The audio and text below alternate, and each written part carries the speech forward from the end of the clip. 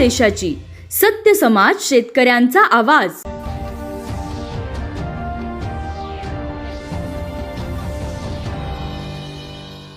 समाजात कोणत्याही किरकोळ कारणावरून कुणी जातीयवादी तेढ निर्माण करून कायदा व सुव्यवस्था बिघडवण्याचा प्रयत्न करीत असेल त्यावर कायदेशीर कारवाई करणारच, मात्र असा कुणीच प्रयत्न करू नका असं आवाहन म्हसवड पोलीस स्टेशनचे सहाय्यक पोलीस निरीक्षक संदीप पोमन यांनी पोलीस स्टेशनला आयोजित केलेल्या शांतता समितीच्या बैठकीत केलं।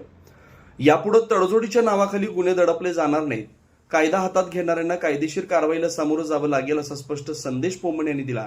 सोशल मीडियावर दादागिरीचं प्रदर्शन करणाऱ्या तरुणांवर पोलिसांची नजर राहणार आहे। आक्षेपार्ह किंवा गुन्हेगारी प्रवृत्तीला प्रोत्साहन देणाऱ्या पोस्ट, व्हिडिओ किंवा स्टेटसच्या माध्यमातून दहशत निर्माण करण्याचा प्रयत्न झाल्यास त्याची दखल घेतली जाईल असंही बैठकीत सांगण्यात आलं।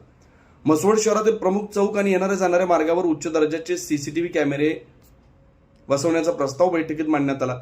शिंगणापूर चौक, एसटी स्टँड परिसर, सिद्धनाथ मंदिर परिसर, माळशिरस चौक, मायनी चौक, चांदणी चौक यांसह प्रमुख ठिकाणी सीसीटीव्ही यंत्रणा उभारण्यासाठी व्यापारी, सोनार आणि नागरिकांना पुढाकार घ्यावा। वाहतुकीची कोंडी होऊ नये यासाठी नगरपालिकेच्या माध्यमातून पार्किंगचं नियोजन, बसस्टँड इथं पोलीस चौकी असं आवाहन करण्यात आलंय। गणेशोत्सव आणि आगामी सणांच्या पार्श्वभूमीवर डीजेच्या वापराबाबत पोलिसांनी कठोर भूमिका घेतली आहे। ध्वनी प्रदूषण आणि शांततेचा भंग होईल अशा पद्धतीने डीजे वाजवण्यास परवानगी दिली जाणार नाही। सण परंपरा उत्साहात साजऱ्या कराव्यात, मात्र कायदा व नियमांचं पालन करूनच असं आवाहन करण्यात आलं। गुन्हेगारी स्वरूपाच्या भांडणात कोणत्याही राजकीय किंवा सामाजिक व्यक्तीनं पोलिसांवर दबाव आणू नये, चुकीच्या कृत्याला कोणत्याही समाजानं, व्यक्तीने किंवा प्रतिष्ठित नागरिकांना समर्थन देऊ नये। कायदा सर्वांसाठी समान आहे अशी भूमिका त्यांनी मांडली। यावेळी बंडू धट, राजकुमार डोंबे, अखिल काजी, युवराज सूर्यवंशी यांच्या अनेक प्रतिष्ठित मान्यवरांनी आपले विचार मांडले। विभागीय पोलीस अधिकारी रणजित सावंत यांनीही शांतता व सामाजिक सलोखा राखण्याचं आवाहन केलं। म्हसवड हे शांतताप्रिय शहर म्हणून ओळखलं जातं।